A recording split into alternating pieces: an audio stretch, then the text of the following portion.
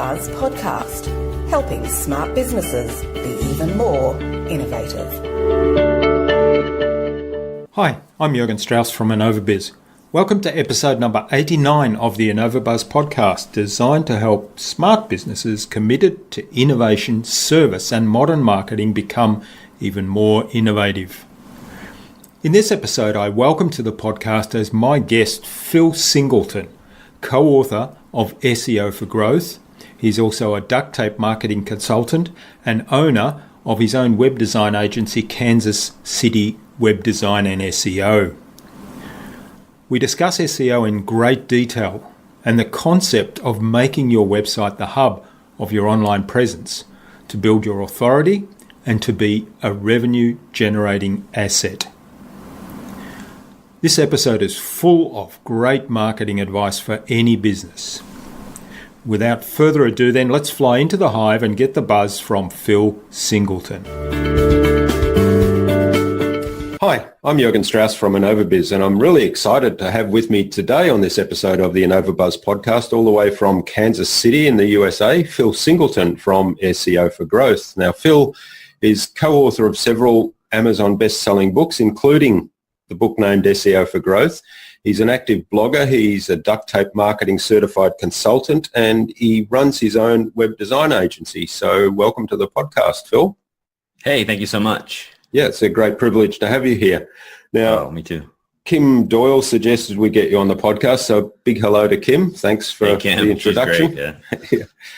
So yeah, I'm really looking forward to our chat today because I know from reading through the book SEO for Growth that you've actually changed my whole thinking about SEO, because I had this vision that SEO was all about putting keywords in the right places, and this whole industry that has evolved around trying to manipulate the Google search engine to get a high ranking. And people would ask me, do you do SEO? And I say, well, I don't really do that stuff because I don't believe in it. But then your book really says that SEO is the whole strategy. It's the bigger picture, the whole strategy around how you get traffic to your site and all the things you do. So I've kind of, it just blew my mind. And I thought, well, actually, I do SEO. I just do it in a different way than those people that kind of give the industry a bad name.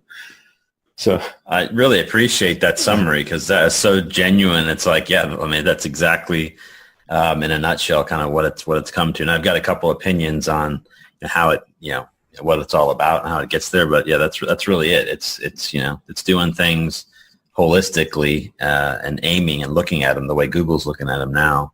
Yeah, that's versus right. just tweaking stuff under the hood, right? Yeah, well, I'm really keen to explore that a bit more. But before we do that, and before we talk about SEO and inbound marketing and entrepreneurship and innovation and those kind of things, let's find out a little bit more about your background, because I know you've had a really interesting story. So when you were a young kid, what did you want to be when you grew up? Boy, that's a really good question. I've heard you ask this a couple different times. I don't think that I ever really had like a picture of, I wanted to be this or this profession or kind of one of these hero jobs, which I probably should have. When I was growing up, I had an intense interest in really animals, birds, reptiles, that kind of stuff. I had lizards and snakes growing up and that kind of thing. And I was always outside trying to catch things, out in the yard. I guess maybe at that, real early on, I thought maybe some kind of a career that took me into the, animal world. I guess if I thought about anything, it would have been that.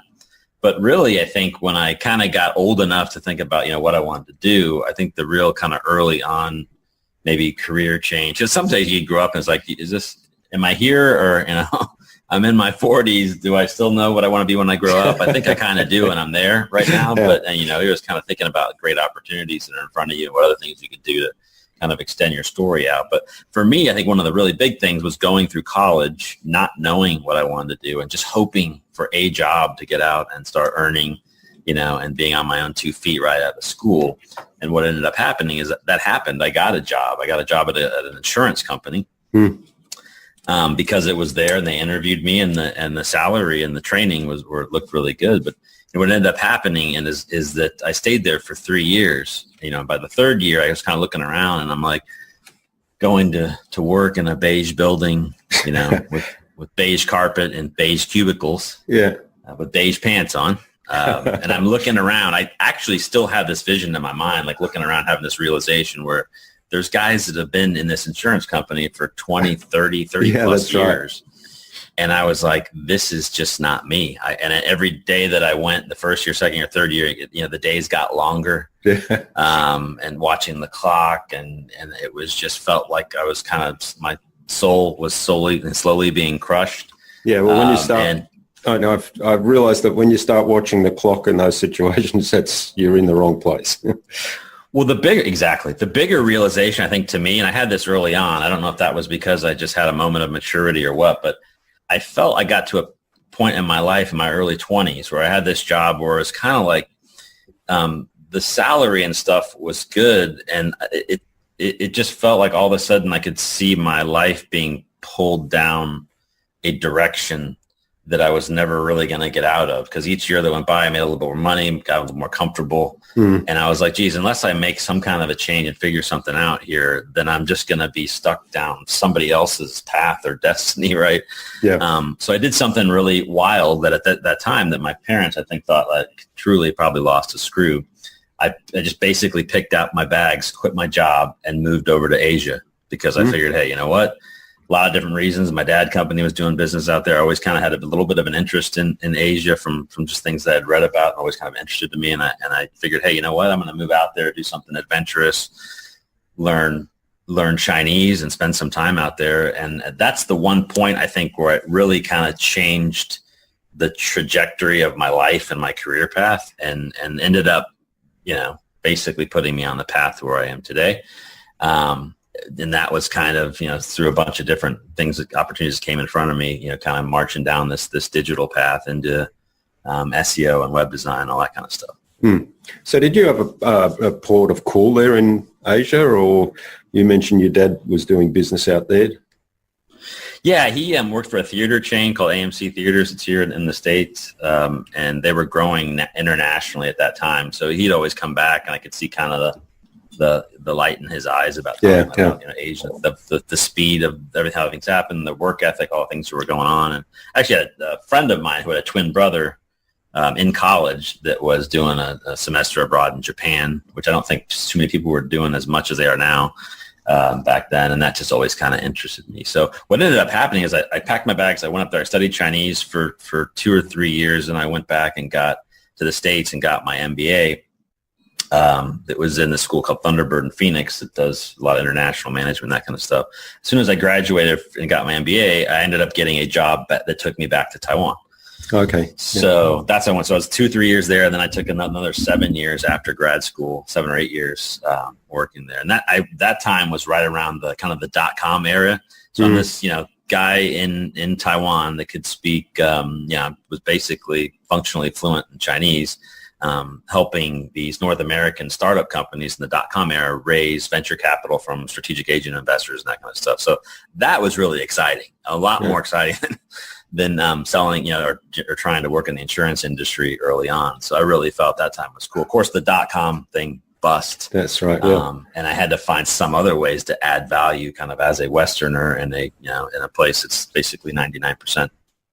Chinese or Asian, that kind of stuff. So that was exciting and challenges. But what ended up happening is a software company out of the U.S. ended up basically kind of falling into my lap.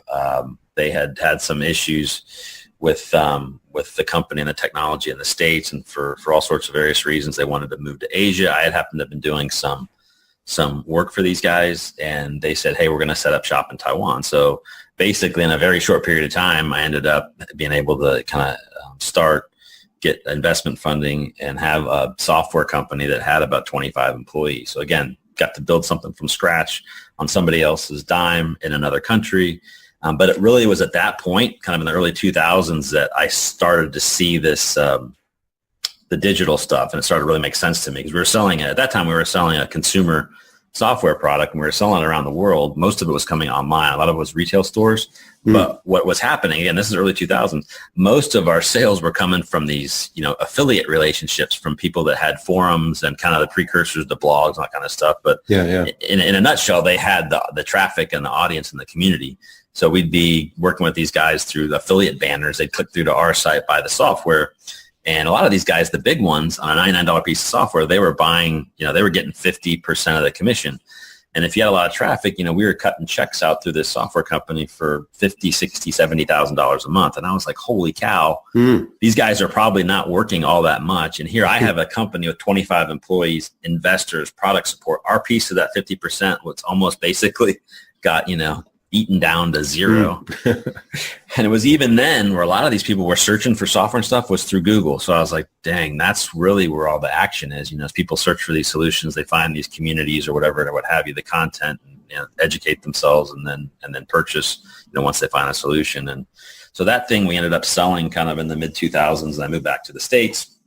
It was a nice payday for me, but it wasn't like a quit my job and buy an island type of a thing. But it was nice financially, but it was also just that really kind of set me on the path here, because I was at that point, I was like, man, Google's kind of where all the action is. And I started doing a couple websites basically on trade.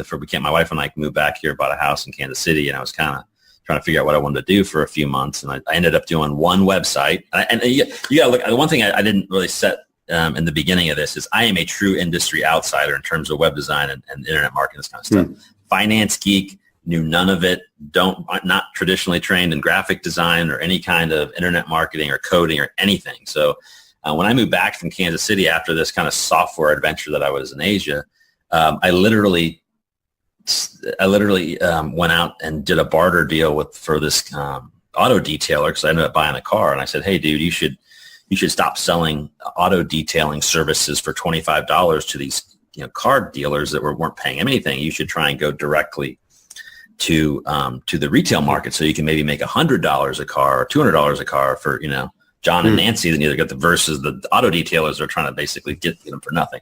So long story short, I said, hey, I'm going to make a website for you in front page, probably the ugliest website ever made in the history of the internet. But I did it. I did my keyword stuff early on from the stuff that I learned. And lo and behold, the guy, he got ranked, and it started changing his business. It started changing his life. And I remember that call. He called me up. He's like, dude, I don't know what you've done, but I can't thank you enough. So it was like that phone call that he called me and said that. And I was like, wow, I mean, this is what I was meant to do, right? Here's something where I know I can make money for, but I just had the most rewarding experience ever, where a guy just told me I changed his business and I changed his life. Holy cow. I did this in front page, it was just a matter of me doing it and taking a step forward and saying, hey, you know what? I can do this. I can figure this thing out. And I did. I just kind of self-studied my way into a silly little front page thing, got it up there. And again, 2005 is different than 2015 or 2017 in terms of getting this stuff to rank, but the fundamentals are still there. And the fact that you just take action and put stuff up there can really kind of change everything, really, for you and for other people. That's right. I mean, it's a great story, and there's so much I like about it. But the one big message for me, and it reinforces what I tell people a lot when they talk to me about SEO, and the classic question I get, isn't there some magic trick you can use to get me onto the number one position on Google or get me on page one? And I say, well, no, here's the stuff you have to do, but you actually have to do some things. And I said, the whole industry myth, I guess, that there's magic tricks or sort of golden keys to get to number one in Google is based on trying to trick Google. And yet when you boil it down, Google actually wants you to rank number one for the keyword and service that you are going to help your client with. And so if you approach it with that angle, then you get to that point, because, I'm imagining Google, because they want people to use the search engine so they can sell advertising. And if Google get that feedback that, hey, ranking number one has changed my business and changed my life, that meets their needs as well. So everything's aligned. And I think the traditional kind of let's do something sneaky to get to number one actually misses that point. Well said. I mean, perfect. Exactly kind of how it's evolved. But it's interesting because for the longest time, at least the first 10 plus years of Google's existence, I mean, it was this cat and mouse game of, I think, a very primitive approach to their algorithm, which was, hey, let's figure out how to work words around the website or behind the website or hidden in the website. And let's try and figure out how to do all sorts of these link schemes of backlinks back to a website where you could go out it was all about getting volume basically back in the day and figuring out different ways to kind of trick the system with these really one or two different variations of one or two different tactics to try and do these backroom things. So then, of course, about 5 years or so ago, Google came back and really started to drop some nuclear bombs in terms of ranking stuff. They started to make the algorithms more punitive in nature. So they didn't just take the good stuff and throw the bad stuff away. They started to knock you for the bad stuff you were doing. So that really changed behavior and changed the way people's approach. It brought a lot of stuff that people were maybe doing offshore, whether you're maybe in Australia doing stuff offshore in Asia or getting these offshore things doing and really being more accountable for this work that they were doing, kind of knowing more what was going on in terms of people that were doing this kind of stuff.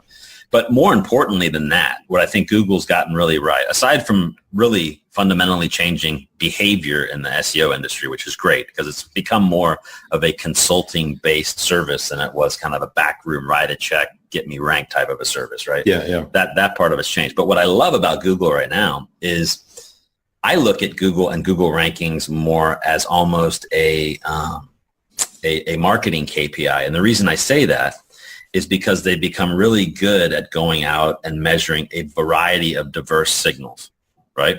So it's your website and the way your website's structured and the way people interact with it and engage with it and how long they stay on it.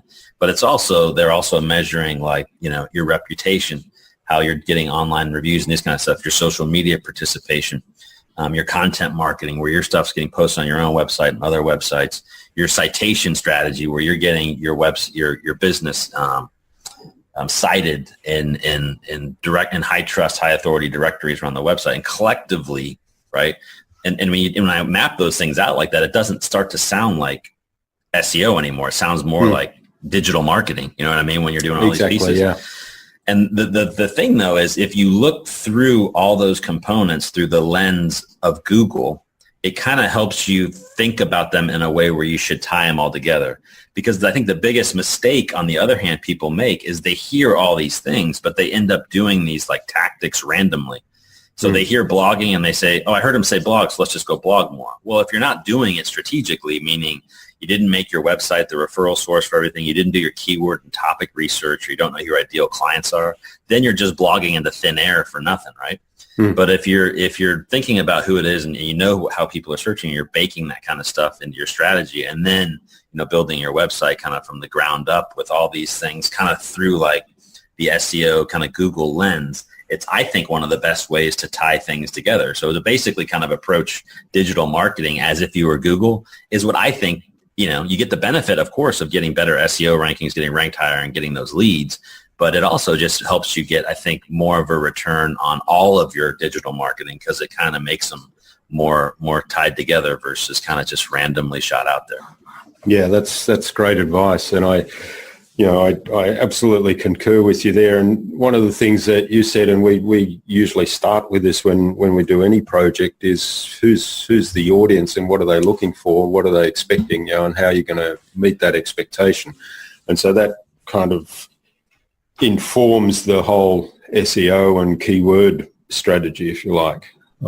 It's exactly, and I'll take it even a step further. I would go just to give you an example of something where we would say, okay, let's take a process and see if we can stretch it out to get more wins off of it.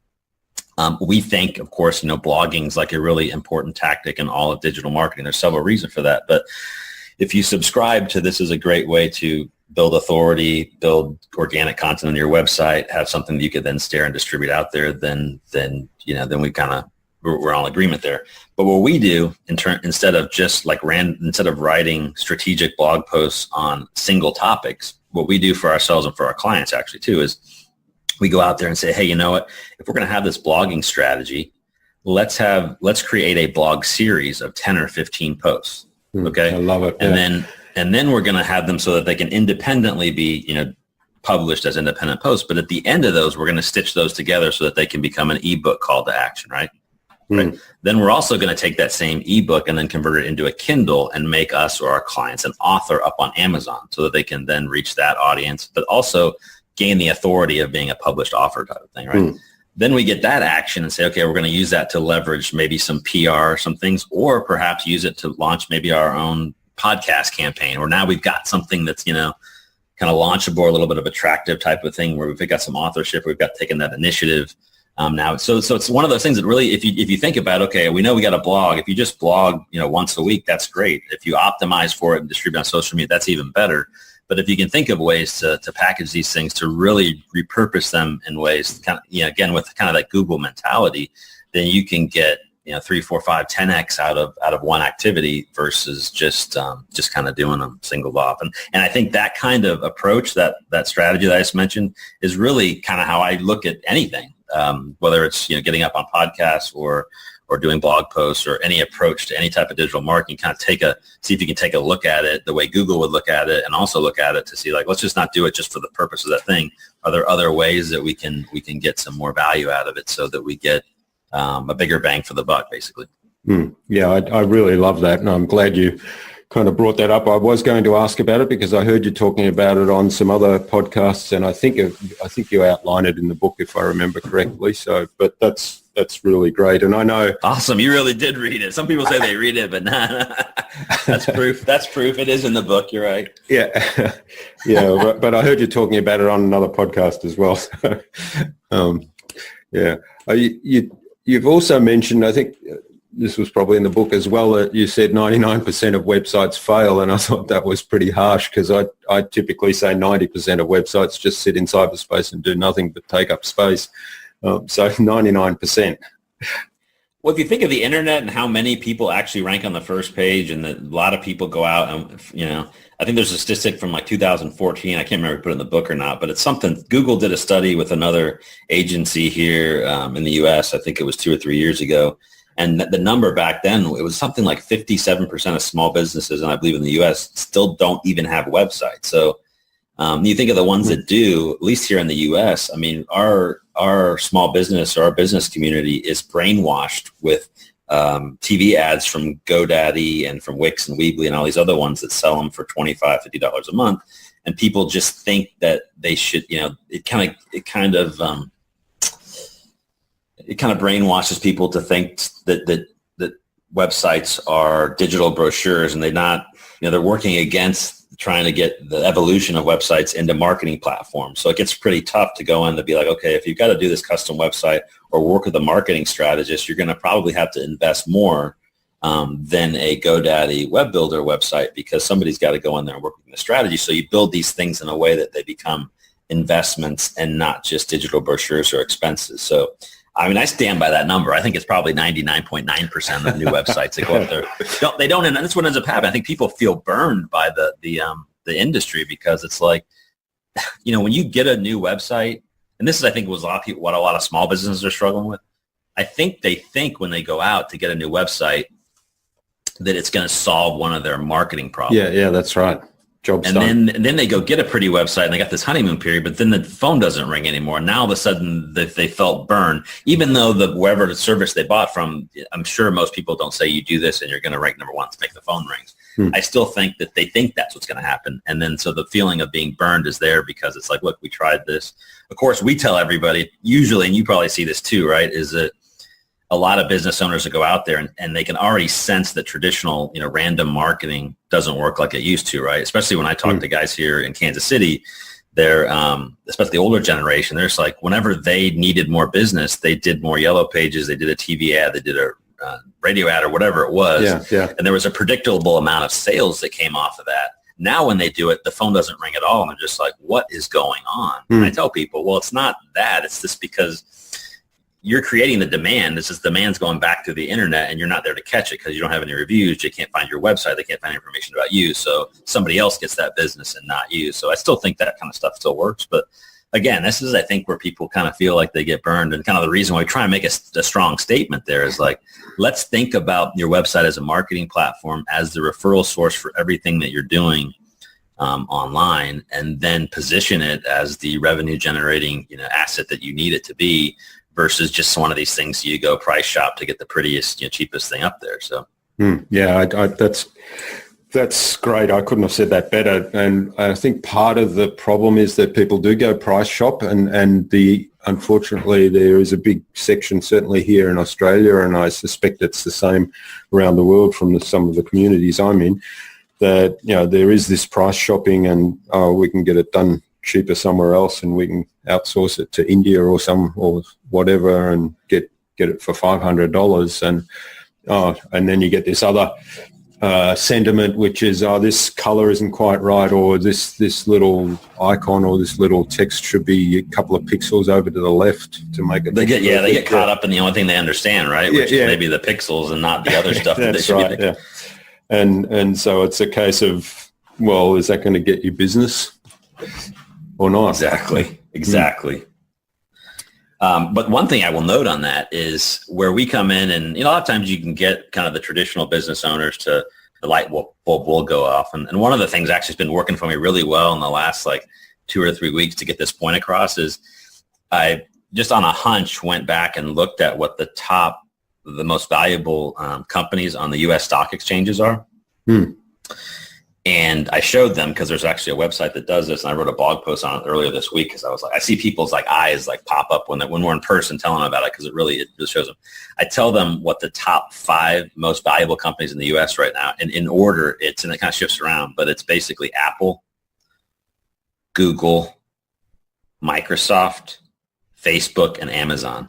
Now, if that doesn't tell you where you should be focusing your marketing strategy, right? Yeah, that's right. These are the most valuable companies probably in the world, but definitely in the U.S.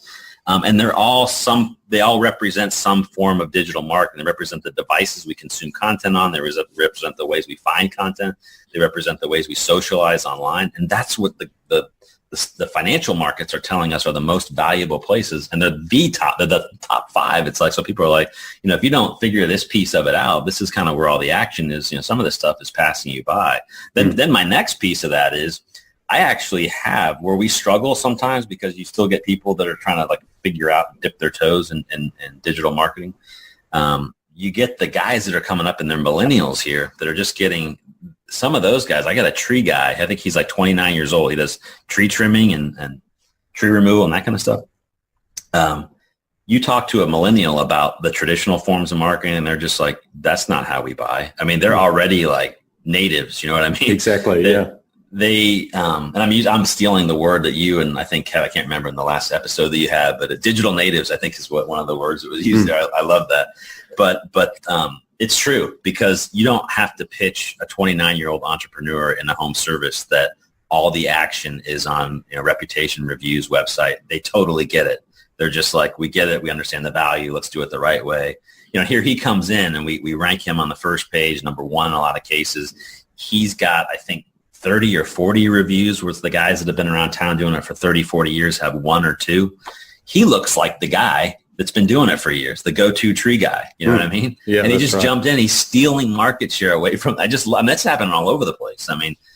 But because these guys come in and they totally get it, they're not hesitant. They just say, "This is where the action is. We're going to do it." And I find that they're a little bit more willing to invest, in somebody that's got some skill in that area versus being not trustworthy, being more hesitant, dipping their toes and that kind of stuff. And meanwhile, if they don't act fast enough, I think market share is lost. And in some sense, you get a sense that some things could basically pass them by if they don't get going. So that's just my sense. Again, every market's a little bit different. And we're here kind of in Kansas City. We've got about 2.5 million in the metro area, so it's not a huge city in the U.S., but it's definitely big enough to be competitive online for this kind of stuff. So it's interesting. Yeah, it is fascinating. And I think what I've found is that there's, as you say, there's the digital natives, the younger people that have grown up with computers all their lives, and their first port of call is Google if they want to find anything out. And it's not by chance that Google is in the language. We don't go on the internet to search for something. We Google it, and they live that. But then when you look at the older generation, that I'm finding that a lot of those business owners that are smart and switched on realize this as well, but they might be a little bit more intimidated by the whole thing. Yes. Yeah. I mean, a lot of afraid of getting burned, and because I think a lot of what ends up happening too is sometimes they test the stuff out and they're testing with the worst providers out there, and then they get burned, and then there's a cycle of But when your first dip into digital marketing is from some cold caller that's really, you know what I mean, versus you doing your own that's research, right. Yeah.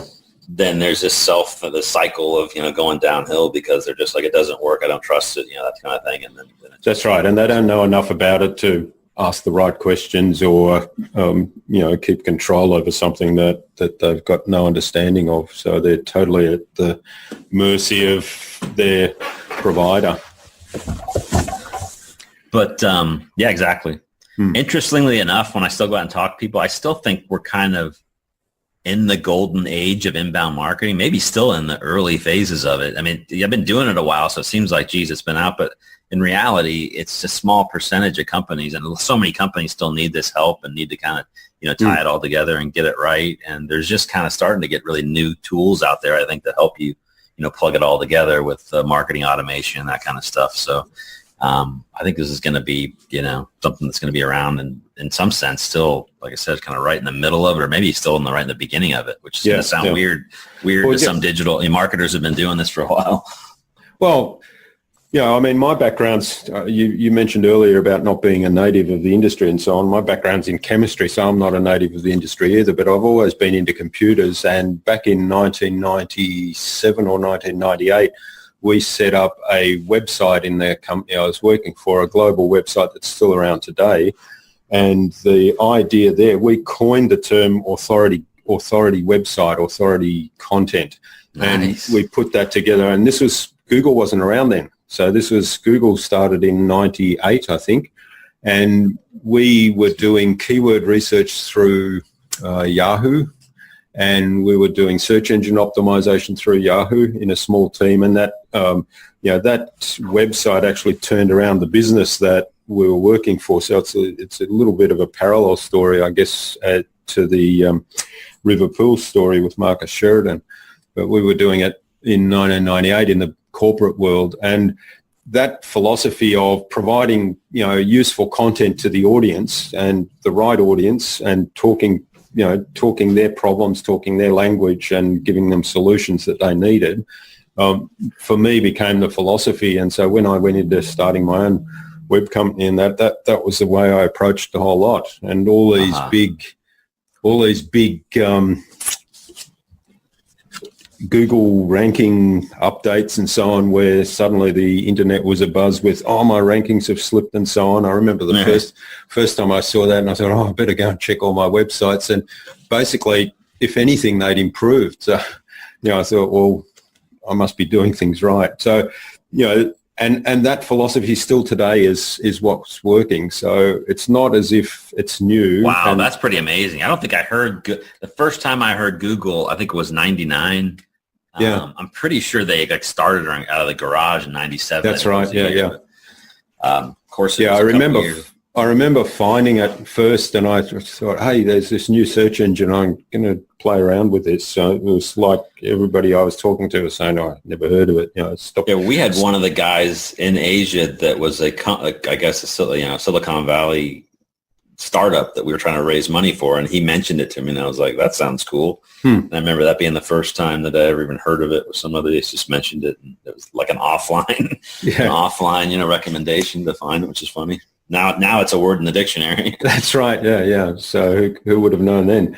But the idea of, providing content to your audience and making it such that, they want to come back to that website because there's likely to be new content there and there's likely to be something there that's of use to them, was, that was something we were doing then. And if you think back, because what we modeled this off was, I used to go to trade shows where, you'd go around and spend the whole day collecting brochures from all the different stands, and you'd have a bag full of brochures at the end of the day, and then you'd go through and clean them all out, and you'd kind of filter it down to a small number of brochures that you would then read because they were of interest and they spoke to a problem that you had or a need that you had. And I looked at that and I thought, well, online you could basically do the same sort of thing, but you can do it much quicker and it's available all the time rather than having to wait for the next trade show. So that was really, it's not a new concept. It's been around forever, really. Yes. but it's kind of just starting to take critical mass now that it's become the buzzwords, and people are starting to kind of understand it and kind of doing it a little bit more. But I like to emphasize that because, coming back to what I said earlier, where you get this question about, well, can't we have a magic pill and technology, and can't we automate this, and can't we just turn a switch and we become number one? Well, no, it's not. That's not how it works. It's really, the internet just makes things easier. It doesn't change the fundamentals of, you have to provide value, you have to build a relationship, you have to talk to the right audience, you have to actually get their attention. And I couldn't agree more. And one of the things I like to try, and I've really been focusing on actually this year, but you're kind of making a point of it already, which is, Google came out, and they've always had, for a number of years now, they've had an army of quality raters, right? Yeah. So they've got, I think it's over 10,000 quality raters now, people that they pay. It's like around 15 or 20 bucks an hour to literally go and like manually check the results, right? So, and provide feedback based on the quality of the results.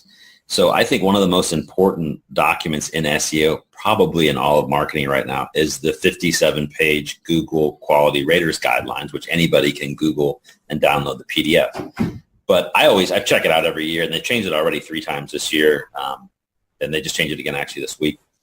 But I think what's really changed, and I think part of this is probably because of the political election and the fake news and all that stuff that's kind of been happening globally, is the internet was already kind of not a super trustworthy place, which put the onus on you to do the due diligence and do your own kind of, make your own decision on the quality of the content you were reading. If people established that they were an authority or trustworthy, then of course you make a decision based on it. But what's interesting about the latest revisions of the Google Quality Rater Guidelines is the things that they emphasize to the raters, and that is education, authority, and trust. They actually have this acronym mentioned over and over again, that you're looking for these factors where you can look, and they basically give you examples of how to do that, right? So they're saying, when you go to a website, make sure that you see the authority, you see these trust signals, make sure that they're trying to educate. And if they're telling their quality raters, this is because they're basically giving a manual grade of the algorithm, right? They're almost kind of telling you what the answers are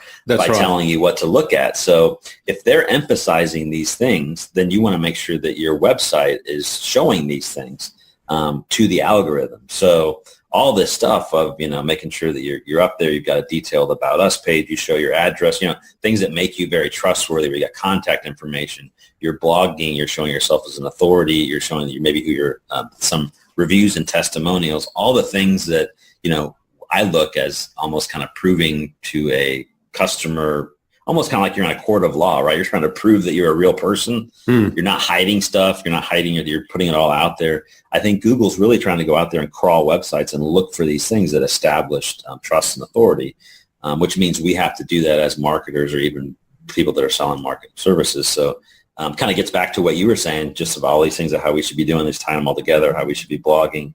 But there's really practical reasons to do that, because if you look through that Quality Raters Guidelines, it will really kind of, I think, shine a little light into the soul of the algorithm. And it helps you, again, to me, again, I get back to kind of like thinking about Google or doing marketing with an SEO mindset. It's just one of these things where if you kind of have Google in the back of your mind, like, for example, you're not necessarily writing blog posts for the search engines, but you shouldn't be writing one or really doing anything without kind of thinking in the back of your mind if there's any SEO benefits or implications that you can make that might help you with Google. Because if you're doing that, you're probably finding ways to get more benefit out of the content anyway, and not just through Google. So that's kind of a nice little insider tip if you can. It's a really easy read, again, because it's not, it's easy. It's 57 pages, but it's meant for just, this army of quality raters that they have. It's not like they're trying to get, super skilled, overeducated people to, it's just regular people they're trying to bring on board, right? So that they can make these assessments with these instructions that they get. So it's a pretty easy read, I think, for any of us, because it's written for people that are not necessarily industry insiders or technical people. It's just written for anybody to be able to go to a website and say, is this trustworthy? Is it showing that there's an authority in this, that kind of stuff? And it gives you kind of the keys and the tools to do that. And if you take that in, I think you can just make your website and your whole marketing, a lot better, because there's some great points in there. Yeah, that's a great recommendation, and we'll have a link to that one in the show notes. I think, one of the things that I say a lot to people is if you go through the information that Google actually publish, and there's a lot of other stuff that they publish. So some of it is a bit more technical, obviously, but they actually tell you how you rank number one. They actually tell you how they do the ranking factors, and so if you take those things into account in your strategy, then there's a good chance that you'll be successful. Whereas a lot of people are still looking for that magic bullet. So. Right. All right. I wanted to ask about video and SEO, because I know there's a big push now on video, and Facebook has got their live thing that's getting a lot of attention now. A lot of people are doing Facebook Live. YouTube Live's been around for a while. Doesn't seem to have gotten as much attention. So what's your take on video and SEO? Yeah, I have some very specific things. I mean, Google's come out recently a couple of times and said through their spokespeople that, there's a thought in the SEO community that the more rich media you have on a web page, the better on-page signal that you get, because there's more reference content or just richer media and that kind of stuff. And they've come out and said, no, just embedding a video, even if it's relevant or not, doesn't directly impact the maybe ranking potential of that page.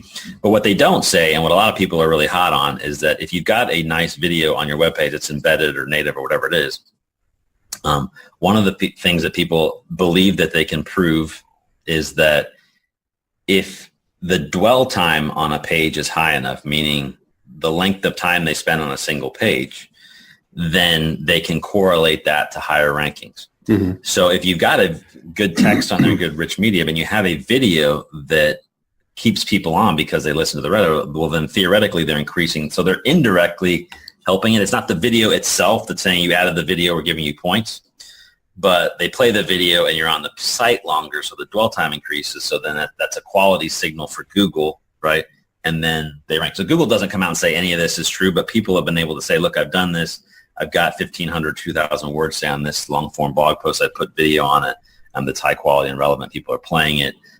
They say, okay, now we can potentially improve the ranking potential of that page. That's one thing I think that could potentially help for folks. But what I see video for, and I actually been shooting video even today to practice what we preach, is I think video on your website does two things for you. One, if you can show your face that you're talking, I think that's a major, major trust signal to people that are visiting. Yeah.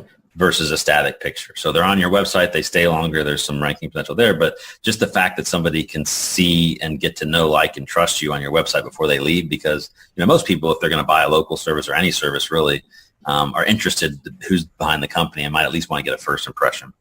And then even more than that, I think, because what I think the biggest, if you want to call a silver bullet, the closest thing that we have to a silver bullet today is probably online reviews or different kinds of reviews and testimonials, because that's at the end of the day, that's how we buy everything.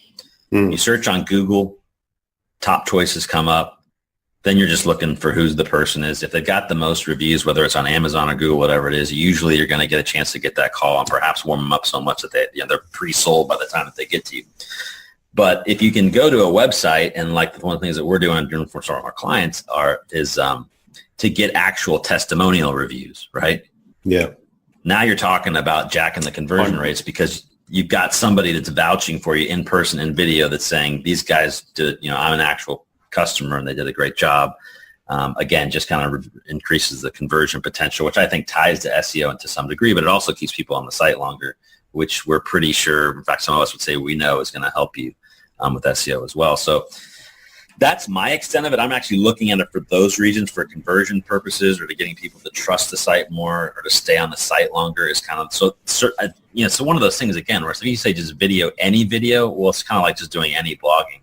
Yeah. But if you've got a purpose or a reason for it in a way that I think that can really help you, then yeah, I think it can be a huge help. But sometimes, again, people will hear, they just say video helps SEO, so they just start churning out junk videos, and then that doesn't help you at all and might even hurt you, right, if it's low quality or doesn't achieve some goal. So that's kind of my current view on video stuff. I will say one thing. I mean, I think some people a little bit are chasing the Facebook Live. The one thing I don't like about Facebook Live, I say two things. One is I think the view count's misleading. So people talk about how many views it's had, but there's a lot less people that say, I got this many views and I got this many sales. But they still chase the views because for whatever reason they got it on there. So I'm a little bit skeptical of that thing personally, which is why I'm not investing in it so much. The other thing is I'm still such a big believer in your website should be the referral source for all your content. So I'd much rather have the video on the website and share the link. And if somebody wants a video, they got to go to my website to see it versus watching it and staying on Facebook. And that's going to be hard to, unless I see some clear evidence for me personally, then I'm probably not going to invest too much in it. But of course, let other folks do it. And if they find a way to make it work, then I'll jump in. Yeah. No, that's great advice. So, there's a couple of things there that I think are worth highlighting. So, first of all, using video as a way to build trust, because if people see the business owner speaking live on camera as opposed to just an image of them, or even worse, not even that, that does definitely build the trust. And I really like the video testimonials idea. In fact, I know we've got that on a couple of our websites, but I probably should start doing that a lot more as a rule rather than the exception. And the idea of having your website as the central place for the information is good too. So I'm playing a little bit with Facebook Live, but I'm still in two minds about it. And also I tend not to look at the numbers of people there because that to me is a little bit of a vanity metrics. It's like you say, it's really more about... I'll be following you to see how that works. Again, if people say it really... to me, it's again, I just haven't seen too much. And it looks good. I think it works, and you do get some attention. I actually do like the way some folks are using it for the, how the ads, because they start to roll when you go down. So that obviously there's some things in there that I think probably do work well for some folks. But just again, for me, I think the potential of Facebook Live is around building the community. We talked earlier about traffic, audience, and community. And so for me, I think it's a longer term strategy of building the community rather than having, the Facebook being where your video assets are. That makes perfect sense. Because as you say, you want to have people come to the website to see your stuff. And I think to some extent, Facebook wants you to do that, right? Because you get them back to the site. Now you've pixeled and tagged them with the Google remarketing tag, and you can stalk them and follow along. Where if they're just hanging out on your Facebook page, you never get the chance to customize that audience, that kind of stuff. All right. Well, this has been fascinating. I could go on for ages. Me too. I've got heaps of notes here, but we don't want to spoil the book for anybody that hasn't read it, do we? So I will post the link there for the book SEO for Growth. That has a lot of this information in there. But of course, there's some additional bits and pieces that Phil's elaborated on here. What I'd like to do, though, is go on to the Buzz, which is our innovation round that's designed to help our audience who are primarily innovators and leaders in their field with some tips from your experience. So I've got 5 questions, and hopefully you'll have some really insightful answers that will inspire everyone to go and do something awesome today. Let's do it. Yeah. All right. So what's the number one thing anyone needs to do to be more innovative? My personal opinion, I think just taking action. I think a lot of people, especially the people that are like listening to podcasts, these are already the folks that are kind of in there and getting it and doing it. But I think a lot of people think, to some extent, how I did. But once I took that plunge out into Asia, it really kind of gave me the confidence to think, hey, I can pretty much do anything I put my mind to. But you still get every once in a while one of these things like, gosh, would it be nice to start my own podcast someday? Or would it be nice to start, my book? That would be such a nice, career bucket list type of a thing to do. And I thought this when I joined the Duct Tape Marketing Network 3 years ago. Somebody dropped the book that they wrote as a group project in that network. And I was, God, I'd love to do this someday in the next 10 years. Lo and behold, I had my first bestseller in 6 months. Yeah. Just because I took action on it, somebody gave me an opportunity, I jumped right on it, and it was like not nearly as hard as I thought it was. think some people starting your own website project. Man, I just jumped in and said, you know what? I'm going to figure this front page thing out. Of course, I don't even think that's around anymore. But so, I mean, is that, I don't know if we'd call that innovation or not. To some degree it is. It's thinking about something, thinking about an opportunity, figuring out a way to kind of monetize it or do something in a way that benefits you, and then actually taking action on it and not thinking about it as one of these things like you hear these guys, well, I've had this idea to do something. Well, dude, the way that works right now, like when I was 20 years ago or whatever it was, when I got out of school, it was impossible to do side hustles and gigs the way it is right now. You know what I mean? Now you could literally go to all these places and launch a business idea for pennies on the dollar because you got all sorts of people that'll help you on the cheap. So that'd be my first thing is just to when you think about things in terms of being innovative or new ideas, don't be afraid to like act on them, because if you don't, without action, there's nothing. Nothing happens. Yeah, that's great advice. And a lot of people overthink things and procrastinate and want to perfect something before they put it out in the wild. So effectively they never take action and nothing ever happens with it. So I think that's great advice. Yeah. All right. What's the best thing you've done to develop new ideas or new products? It might be the same answer. It's pretty similar, although if I had to pin down something that really helped, I mean, I was so zeroed in with the SEO blinders for a number of years that, you know, we mentioned how Google kind of went out and started expanding things, and I kind of saw that they were grading a greater, you know, universe of marketing signals.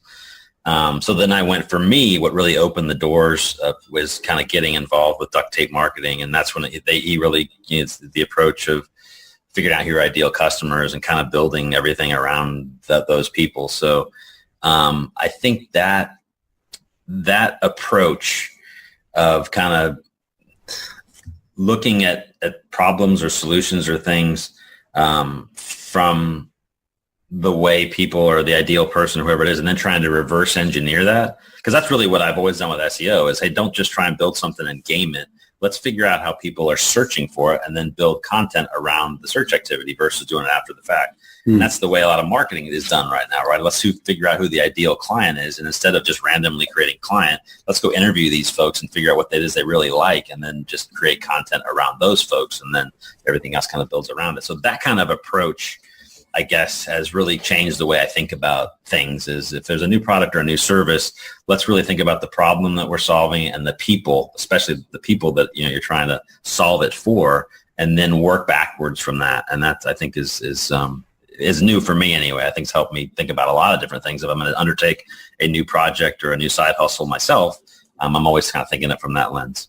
Yeah, that's great advice. And I think thinking of the ideal client and putting together a real deep understanding of what their expectations are, what their needs and problems, and what they're looking for, and then reverse engineering. I think that's really good. And it's something that dawned on me recently because I was doing a presentation at a retreat we ran in Thailand about this very thing. And it dawned on me that, you know, and we were doing an exercise where we were working with the business owners to find their ideal client. And I realized that you can use this model for everything. So if you're looking to build partnerships, you can do this ideal partner exercise, which essentially is the same thing. So what's a partner going to be looking for in another partner, and then reverse engineer that and figure out, you know, who's a good fit for you and what kind of things do you need to be giving them to warm up the relationship so that you can start that partnership journey. And likewise for suppliers. And then it dawned on me that you could actually turn it right around and do an ideal client exercise on yourself as something for, you know, the suppliers to work on, and then go to your suppliers and say, here's my needs and my expectations and my frustrations and my fears, and here's how I like to consume stuff, and this is the sort of thing I look for online and so on. So you've got all this information, so let's see what you can deliver. So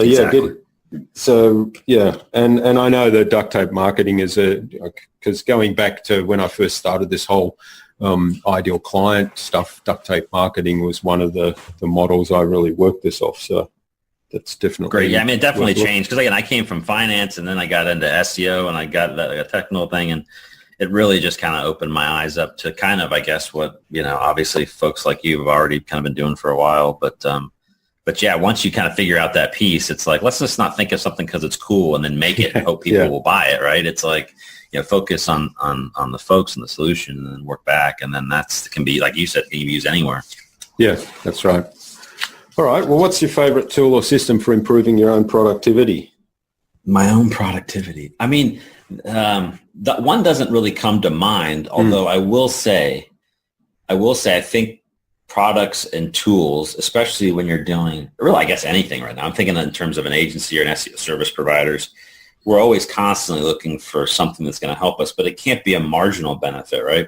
Yeah. And that's what a lot of the new things do. They're helping you save or make 10% more. I'm always looking for things that are like no-brainers that maybe are, bring in 10 times what they can bring versus just that. And I think being able to make sure that you don't go after each little shiny object, because we're, as marketers, and the way this inbound marketing is evolving, I mean, there's just tons of new tools being thrown at you all the time, right? And everyone's trying to leapfrog each other, and it's like, which one should I try? And then you get invested on the onboarding and that kind of stuff. So it's almost like just being your best productivity tool is you making sure that you don't get sucked into the next shiny thing, right? That's having right. some discipline. But I'm always on the lookout, and this, again, it could be a group. So part of my productivity answer would be, having discipline yourself, not to go after shiny stuff, but also be a member of groups of people or masterminds or whatever it is. I have to, again, be a part of Duct Tape. There's 120 of us. We all kind of do the same stuff.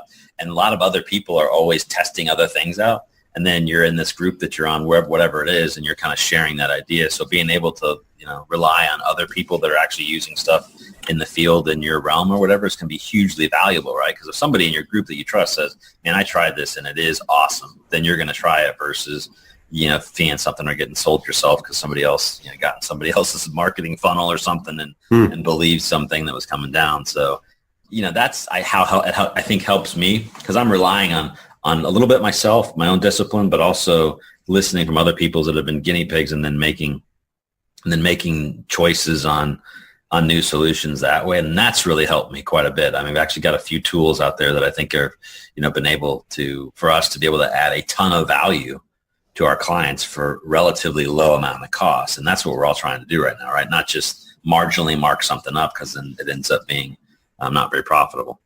Yeah. Well, it's all about return on investment, right? Which is one of the points you make in your book. Yeah, that's great advice. I definitely agree on both of the points. Not getting sucked into the shiny objects. I mean, I'm a fan of shiny objects, and I've got to discipline myself to not do that. And also the groups, being involved in the groups. So I'm in a couple of groups that are really valuable to me. And I saw your WP Elevation. That one's always kind of intrigued me. Yeah, that's right. That's the big one. So I'm actually a mentor of that group, but it's great to get into that group and find out what other people are doing and share experiences. And it's a very giving community. So it's very much like you say. I'm sure it saved you and people in there a ton of money just by listening to folks. Absolutely. Because it can get expensive if you don't go and lean on. Then all of a sudden you're like. And every once in a while I got to go clean out the things that I've tried and add credit cards to, just because you're trying to see if it works. So I had to kind of cut that. That's back. Right. Yeah. All right. And what's the best way to keep a project or a client on track? My biggest weakness is that I'm a perfectionist or something like that, but I'm kind of at heart kind of a yes man. I've got to take a lot of pride in my work, and I always want to make people happy, right?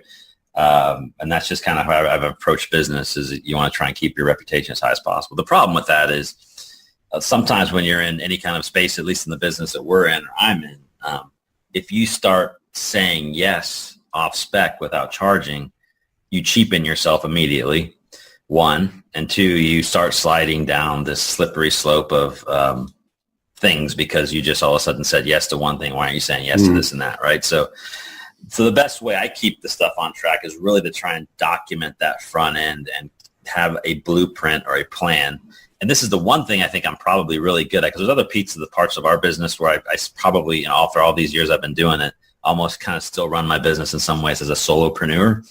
But when it comes to what we're going to deliver to the client or a project or something like that, I'm really, I think, pretty strong about trying to treat every project like we're building a house and get those architect blueprints and people have sign off on them and make sure that they're set in stone. And then when we commence doing the project, any change is treated like a change order. And then all of a sudden, it sounds like you're being stricter, but you're really kind of just making sure it goes on. And you're also making sure that you're preserving your own value for the things that you're doing. That was a really hard thing for me to accept, because I went for years and years with saying, oh, I'm going to be such a great guy because I'm not going to charge people a down payment, or I'm going to say yes to everything. You get yes yourself into like out of business. You know what I mean? Yeah. So that's really has been me, is really having good documentation up front, having a good process, and almost beating a dead horse. Like I'll ask folks, if we're going to commence, say, like the coding phase of a website, 2 or 3 or 4 times, saying this is really it. If any changes after this point, type of thing, that we're going to do it. And that's helped me out quite a bit. And then because once that's done and you got those things forward, then the project goes on and people are really clear about what they've got to do if there's any changes or upgrades or that kind of stuff.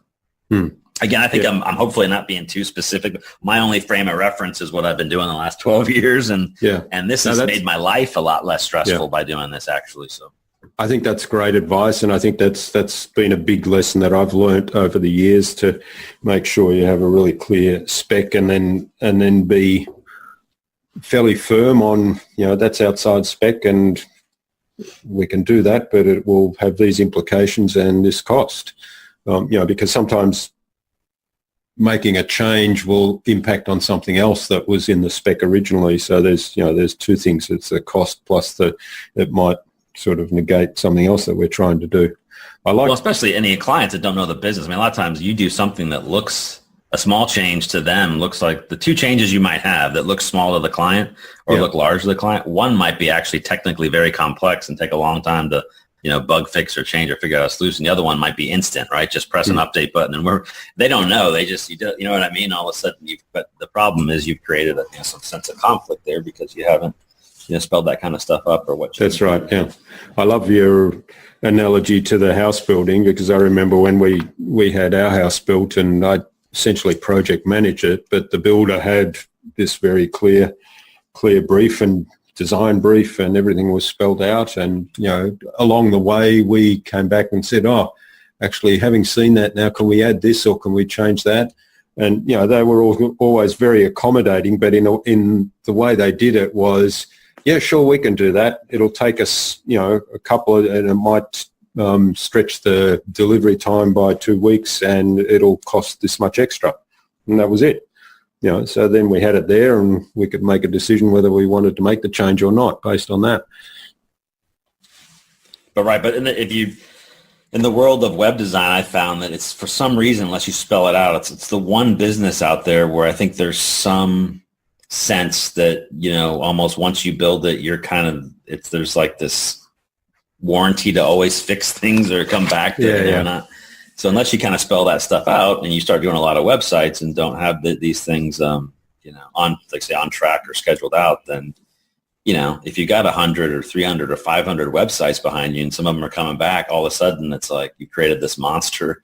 Yeah. Because, and they expect these things to happen without, if you didn't ever spell out what, was there a maintenance plan in place, or was there some agreement on how much, to pay for time? And then those things can come back and bite you over the years. Yeah. So, that's great advice. Yeah, I'm also reminded of one thing I did want to ask you during our discussion, and that's around content. We talked about the importance of content and so on. And in terms of a web project, I mean, content is always the thing that's the hardest to get from clients. And wow, amen. So it's not just, oh yeah. Tell me about it. Yeah. So do you have any advice? I mean, I'm kind of looking around does somebody have a magic solution for this? And there probably isn't a magic bullet, just like with everything else. I feel that there's not really one. Just only, I mean, in our case, and maybe if there's one out there, so everybody's probably, at the end of the day, especially when you're working with small businesses, larger small businesses where the owner is working in the business, not on the business all the time. Certainly for, like, we have, I don't know how many law clients that we have. Those guys, they get really busy and tied down. They come up for air every once in a while. I mean, it's just, I think part of it's the nature of the beast. Now, we do try and offer things. It works great when it's a relatively simple business, and if you can provide content marketing for them and get your head around the business, the ones that move the fastest, obviously, when we're able to kind of either outsource or help them write the content or at least interview, and do that kind of stuff for them, because then we're in charge of the content and it happens really, really fast, right? Yeah. But to get the best stuff, I think really you have to have some of their input, and they have to be accountable for the stuff on there. And usually they do, to some extent, want to go over and read this stuff because, the people that do on there, they want to make sure of it. And sometimes, and that just takes time, right? Bigger clients with people in-house that they've had an internal project manager, obviously that can move around a lot faster. But certainly for the smaller businesses, I mean, I just don't think there's any way to speed it up. You're just kind of at the mercy of content sometimes. It doesn't even matter. We've got guys, people, project managers in my own thing where we should do this and we should schedule it out. But you can schedule it and you can tell them, you can put deadlines all day. But at the end of the day, I mean, they need the time, and sometimes they just don't have the time because they're. That's the major issue, and they don't see that it's that critical. They don't. Often they don't understand that the whole thing really stands and falls on the content. So I've started doing, interviewing and getting to know the business, and sort of playing around with how can I structure the interview process that I can get the information in the business's voice, but all the information that I really need, and then just essentially transcribe it and clean it up, and there's the content. But it's still not ideal. That's probably the best way. I mean, I know folks on the Duct Tape Network do that.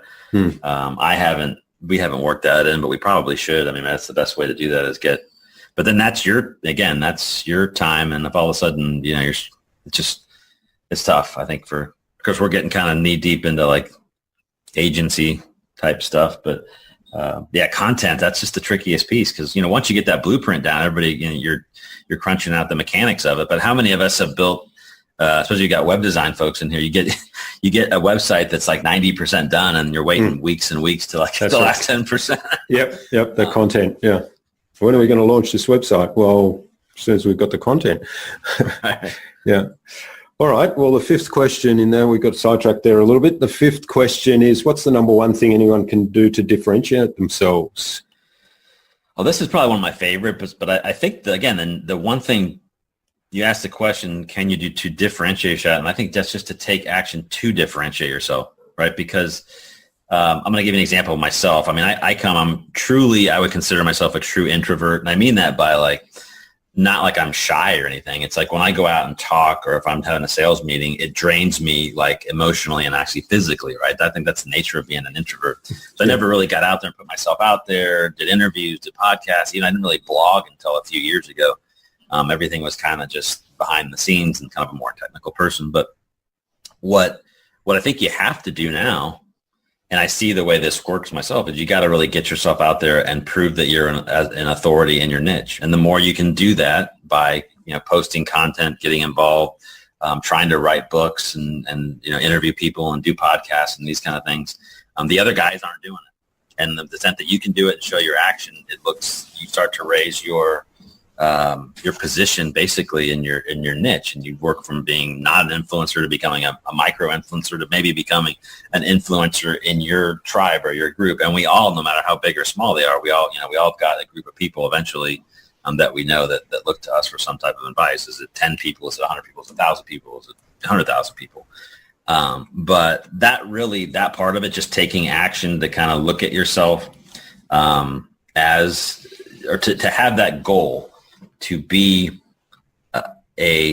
looked on as an authority in your niche, I think is something that everybody should look to do, and the thing that they're going after, they're doing in their life or their career.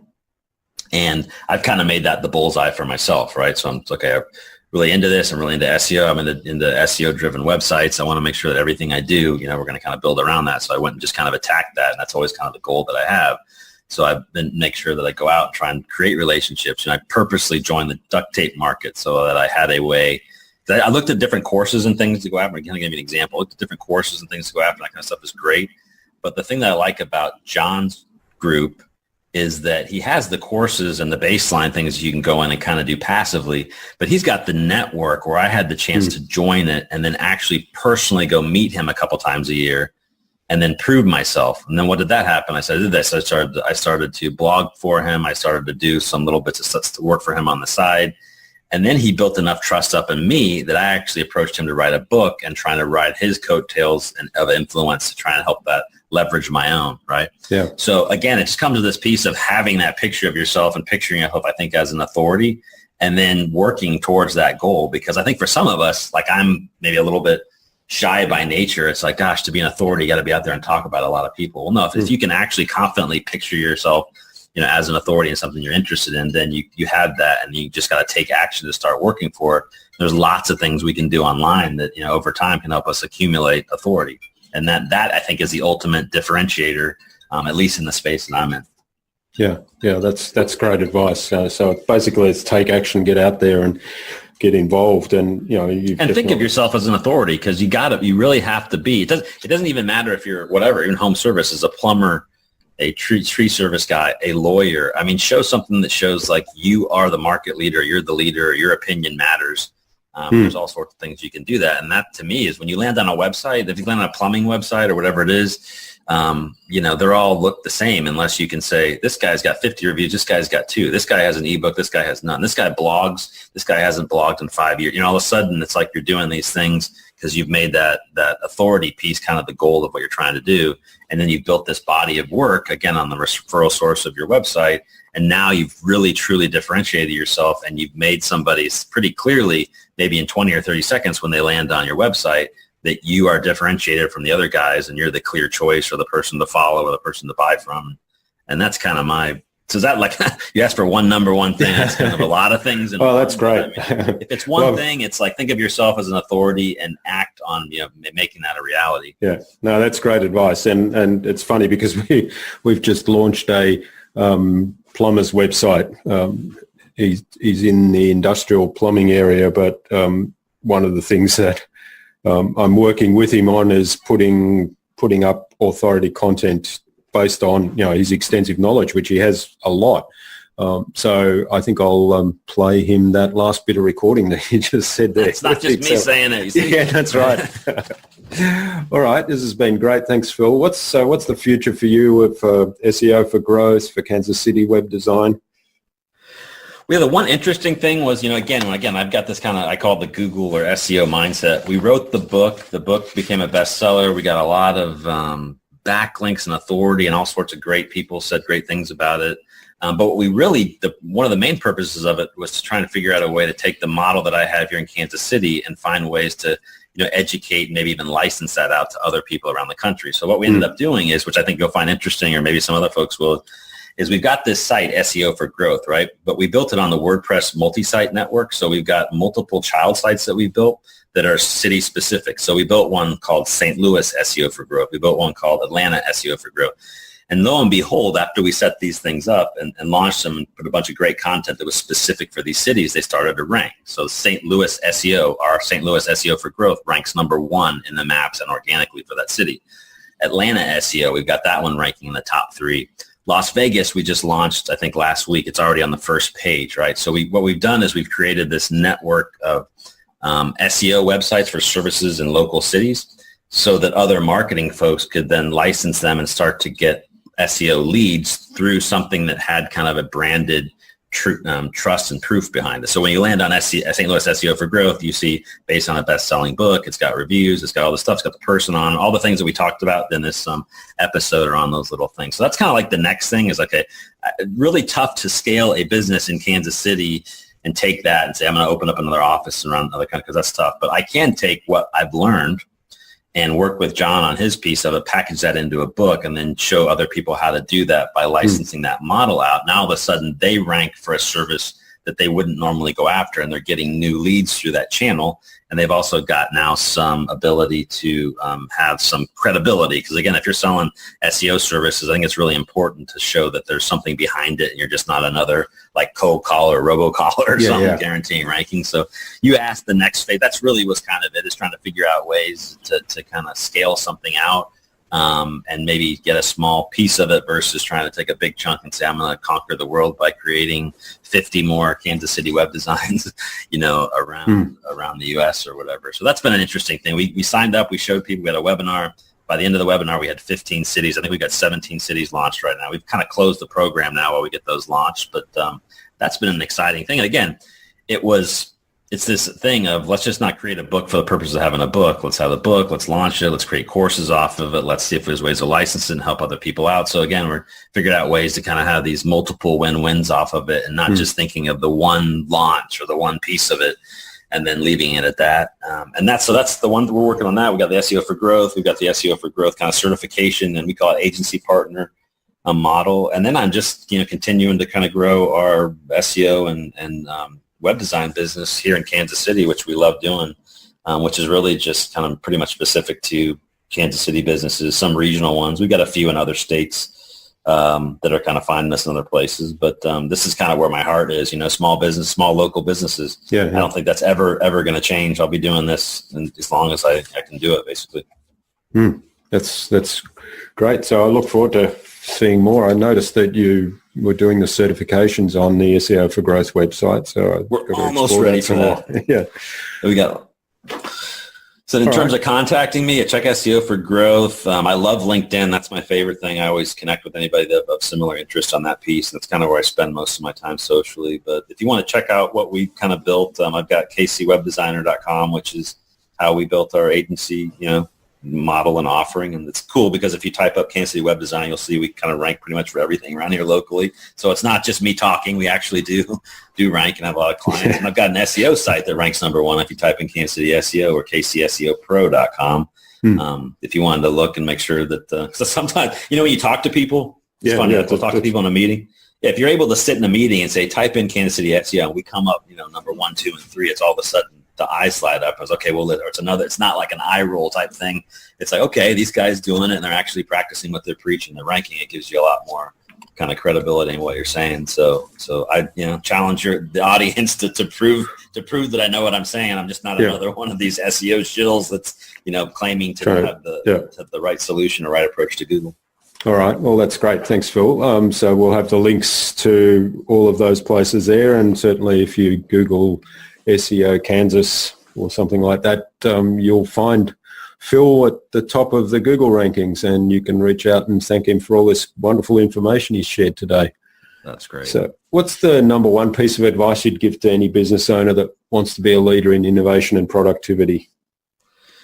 The number one piece of advice, I'm always gonna come back and say that you should have a web-centric strategy for everything. So I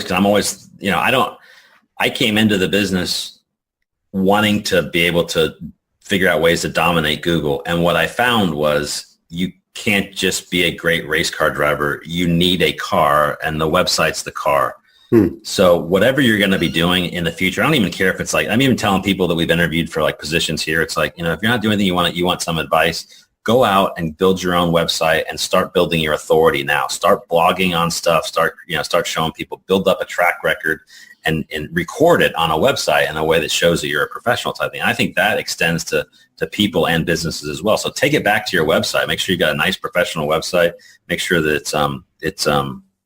it's built, SEO friendly, and make sure that you're publishing and making that the source of your body of work. And that's really what websites should be right now, is proof, the stuff that you're doing so people can go and see. And that's where I tell people to come back all the time is it's the web now. So let's make sure you've got a web-centric approach and have the right web strategy. That's great advice. Yeah, I love that. I love the idea of, even for people still beginning their careers and kind of positioning themselves rather than just randomly sending out resumes, build up that profile on your own website. Great advice. Exactly. All right. Well, finally then, Phil, I always ask my guests this: who would you like me to interview on a future InnovaBuzz podcast, and why? Well, who would I like you to interview? Great question. I mean, there's so many folks out there that I think are inspiring. Of course, as soon as you say that, I think John Jantz, because I think he's just been such a personal mentor to me, and it's really helped me kind of take me to the next level. Just from his approach. So he's always great, but I don't know, maybe you've had him on before. It's kind of old Actually, news. we haven't had John on before, but I have been involved in the Business Systems Summit. I don't know whether John mentioned that. The Business Systems Summit was an online summit where a whole bunch of people shared their processes and systems, and John was involved in that as well. So I was going to reach out to him based on that, but of course, if I can get an introduction from you, it would be even better. So keen to have that'd John be great. on. Yeah, he'll definitely. I mean, he's all into that too. And I got another. I mean, as soon as you mentioned that, I actually I listened to some of them. For some reason, I wasn't thinking of this question ahead of time, so I didn't have one off the top of my head. But I thought there was one inspirational lady in the network. Her name is Nita Radetich. She's like a 20-year Las Vegas news anchor, and she's kind of made the transition to being a marketing consultant. And it's just really interesting to hear somebody with that perspective on how they come into marketing. And because it's totally different. Most other people have been doing it for years, or they had like a corporate job or something like that. I think she's got a really interesting perspective on things. And it's, you talk to all these people, you read stuff, and every once in a while something like sticks because it was interesting enough or different enough. And I think that she might be a good one.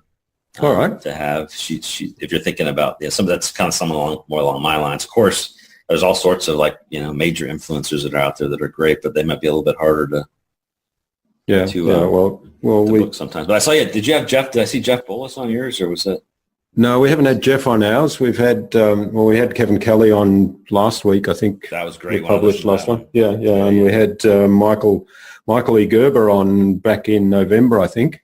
That was the one I was thinking. That was the one I was thinking. I knew there was another one that I was scrolling through here. So it's sometimes hard to get these folks that are really busy and really in demand, but they're usually very generous with their time.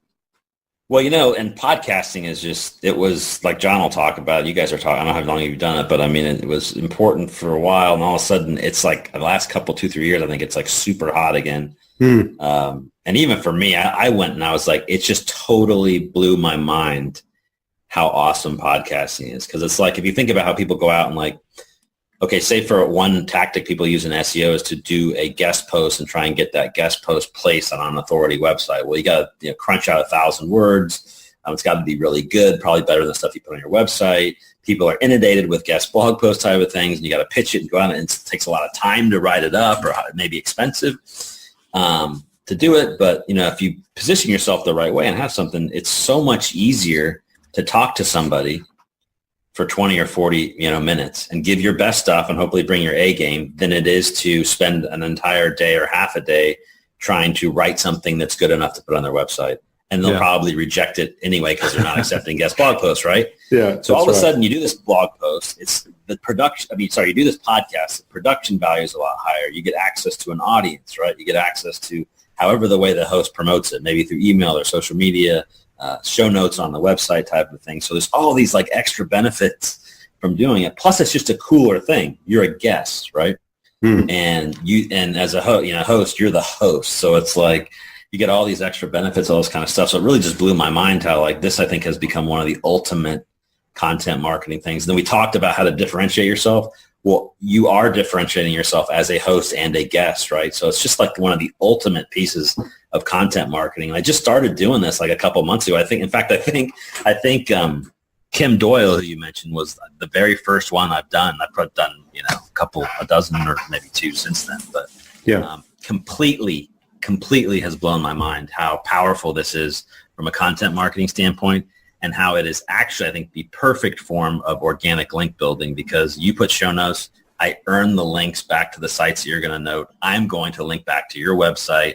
We're doing it the way Google wants us to do, and we're creating great content. That's right. Yeah. Just fabulous. Yeah, it's totally natural. It's, as you say, it's the way Google wants it done, and it's genuine, it's sincere, and a lot of value in it as well. So exactly. Thanks for that. So John and Nina, look out for an invitation from us to the InnovaBuzz podcast. I'm going to do it, I promise. Yeah. Courtesy of Phil And so thanks, Phil. It's been great today. You've been very generous with your time, and I've really enjoyed this, and I've taken pages and pages of notes here. So thanks so much for sharing your time and insights with us so generously today.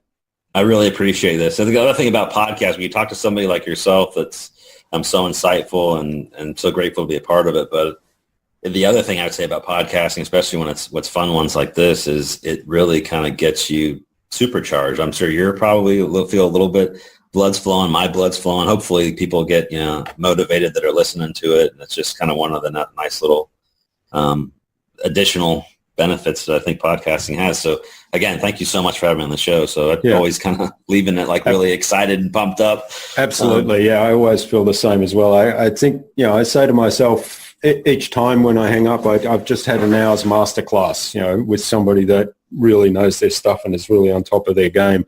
And you think, I mentioned Kevin Kelly or Michael E. Gerber earlier. You think, gee, what would you have to pay to have an hour's one-on-one masterclass with people like that? And here I am in my podcast talking to them. Well, isn't the access is just blown my absolute mind. So you go ask somebody and try and contact them, but as soon as you ask them to be a host on your guest, all of a sudden chances are much higher that you can get access to an influencer who seems almost untouchable. So it's just really totally blown my mind. And it's one of these things, like I was mentioning in the book, a book project to me seems so far away. Podcasting did too, but all of a sudden I see how this works. I'm just like, geez, it's really great. And I also see why the influencers do it. Look, they get to reach an audience. They get all this kind of stuff. They don't have to spend a lot of time or prepare for it because a lot of them already have great experience and they know they're going to throw some nuggets out there. So it's super works their time, right? Because they can reach a lot of different audiences pretty quickly without having to put a lot of time invested into it. So great stuff. Just love it. That's right. Yeah. All right. Thanks again, Phil. I wish you all the best for the future for SEO for Growth and all the initiatives you're doing there, and also for your Kansas City web design and SEO agency. So let's keep in touch. Yes, let's please do. Thank you so much. Thanks again for having me on the show. I hope you enjoyed hearing from Phil as much as I enjoyed this interview. There are just so many exceptionally valuable insights and recommendations here that Phil shared with us. And I encourage you to visit the show notes and follow the advice that Phil shared for your own business. All of those ideas and tips that Phil shared with us can be found at innovabiz.com.au/SEO for growth. That is SEOFORGROWTH. All lowercase, all one word, innovabiz.com.au SEO for growth. You'll also find contact information there for getting in touch with Phil. We'd love to hear about your biggest takeaway from this episode and the action you'll take as a result in the comments section below the blog post. Phil suggested that I interview John Jantz of Duct Tape Marketing and also Nina Radetich on a future InnovaBuzz podcast. So John and Nina, keep your eye on your inboxes for an invitation from us to the InnovaBuzz podcast, courtesy of Phil Singleton. If you haven't already done so, head on over to iTunes or Stitcher and subscribe to the InnovaBuzz podcast so you'll never miss a future episode. If you haven't left us a review yet, why not? Seriously though, we always welcome feedback and reviews. Let us know how we're doing. If there's anything you'd like us to cover or questions you want answered on a future InnovaBuzz podcast or guests you'd like us to interview, please send those ideas to us. Until next time, I'm Jürgen Strauss from InnovaBizz. Remember, be awesome and keep innovating.